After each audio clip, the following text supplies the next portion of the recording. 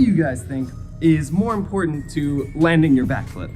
Do you think that the jump is more important, or do you guys think that the tuck is more important?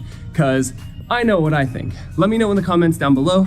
I want to hear your thoughts and your discussion on it. I'm gonna come out with a backflip tutorial soon, and this part might even be in it. But since this is a quick, short, easy video to make, I figured this can help some people.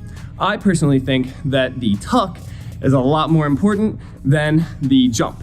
Even though for like 2 years, I wasn't able to tuck in my backflips, and it was basically just because of fear. I started with doing like parkour and stuff, so I had really, really good jumps, and so I would just kind of like look back and jump really hard, and I was able to backflip.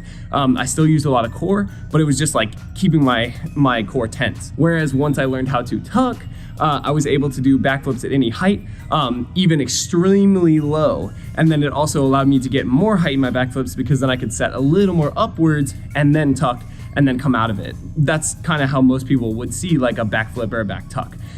It's extremely important to learn your tuck, because then you can do stalls and you can do a bunch of other things.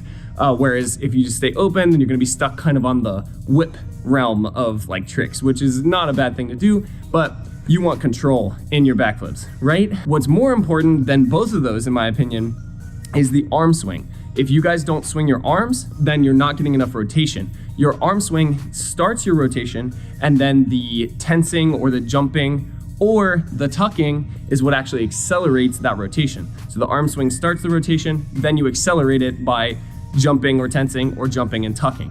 So it's more important, in my opinion, to swing your arms than either of them. But then after that, I think it's even more important to tuck.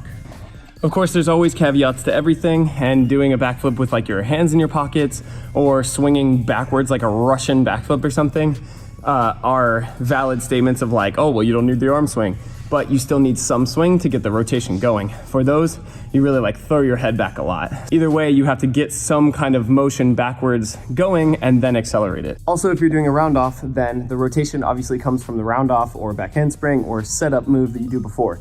That way you can have all the rotation like moving already, or all the force, and then you can just do whatever you want in the air, like airplane variations or like whips or hands in your pockets or handcuffs or whatever. If you have the initiation force from a different setup, then it also changes things. I'm talking about specifically for standing. What are your thoughts? Let me know in the comments below, and please like the video, because I just slammed myself into the ground a bunch of times trying to do that flippin' sexy.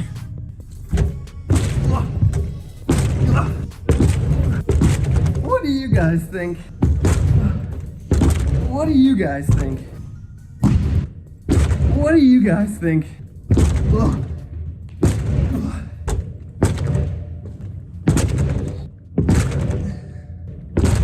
What do you guys think?